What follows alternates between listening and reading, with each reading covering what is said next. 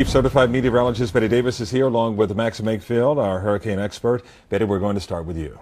Hi, everyone. Well, if you're just checking in with us, the news is the same. Irma is powerful. It's going to stay powerful as it's approaching South Florida this weekend. No reason why we should have the system weakening over the next 3 days. Look at it right now as it's pummeling the islands of the Turks and Caicos, the center of circulation about 55 miles west-southwest of Grand Turk Island. Maximum sustained winds at 175 miles per hour, gusts to 215 miles per hour, pressure 919 millibars as it's moving toward the west-northwest at 16 miles per hour. So that eye that has been so distinct the whole time, it's still distinct. And you can see that on the infrared satellite imagery. You can also see just how far-reaching Irma is, such a broad storm, as we watch some of the weather, some of the rain and clouds associated with Irma extending down toward Hispaniola, and also some of the clouds still stretching over toward Puerto Rico, although Puerto Rico out of the worst of this. They were in the throes of a part of Irma yesterday, the core passing offshore, off that north shore of Puerto Rico. But here is the core of Irma right now, moving near the Turks and Caicos Islands. They are involved, no doubt, in some of those hurricane force winds, which extend out about 70 miles from the center. Tropical storm force winds extending much further out than that.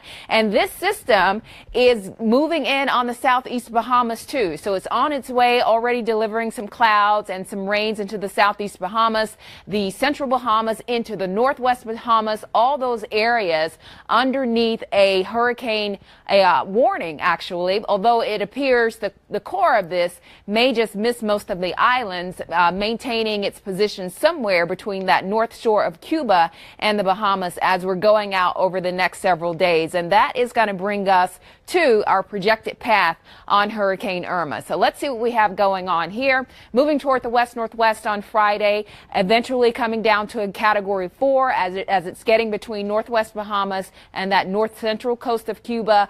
You're noting that the core of this, if you're following down the middle, just offshore of that north shore of Cuba. But let's show you what's happening as we're getting into Saturday morning and the system is getting closer to us.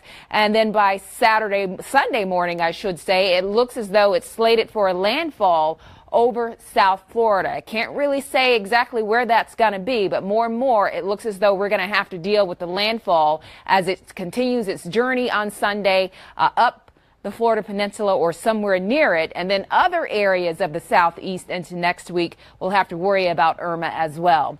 With that, let's bring our hurricane specialist, Max Mayfield, back into this discussion about what the takeaways are at this point for South Florida. Well, I'm afraid the key messages simply haven't changed, that Irma is becoming more and more likely to make landfall in South Florida. The main window of concern is Saturday into Monday. It's currently forecast to arrive as a Category 4. It could be a little bit less than that. It could be a little bit more than that.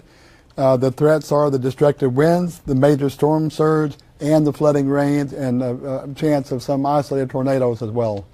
All right, let's talk a little bit more about the rainfall, which is not as big of a threat as, say, the storm surge or the wind, because the wind's going to be a huge threat as well. Especially down here, it's so flat that we shouldn't have loss of life from the rainfall, but it's still going to add to the misery. Right, and right now, of course, the Turks and Caicos dealing with it. It's moving into the Bahamas. On Graphics 41, I do spell out some of the conditions, the rainfall accumulation will say for some of those islands, some 8 to 12 inches, some isolated amounts of about 20 inches, and then beyond that, we'll watch as some of these islands deal with the storm surge. Turks and Caicos, 15 to 20 feet as the system moves toward the west-northwest, even parts of the Bahamas, southeastern and central, 15 to 20 feet, and then the northwest Bahamas, too, could deal with some of that storm surge also. And some of those, many of those islands, have been hit by back-to-back hurricanes. I mean, they had Joaquin, they had 2015, they had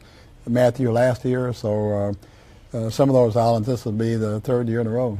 And it's not just the storm surge threat there, but also here. And coming up in a few minutes, we'll have a lot more on the storm surge forecast for South Florida, what some of you could have to deal with potentially. And also, we'll talk more about those winds, and we'll try to really detail the duration of the wind event associated with Irma. Okay. Our Max and Betty, thank you so much. And it's hard to hear and remember that these islands have had they may be in place now for three consecutive hurricanes for 3 years. Yeah, and we keep hearing about the winds so much. You know, the winds are packing at speeds of 185 miles an hour. However, as Max and Betty have pointed out, the storm surge, that's the reason for the evacuation and the reason why Carlos Jimenez, the mayor of Miami-Dade County,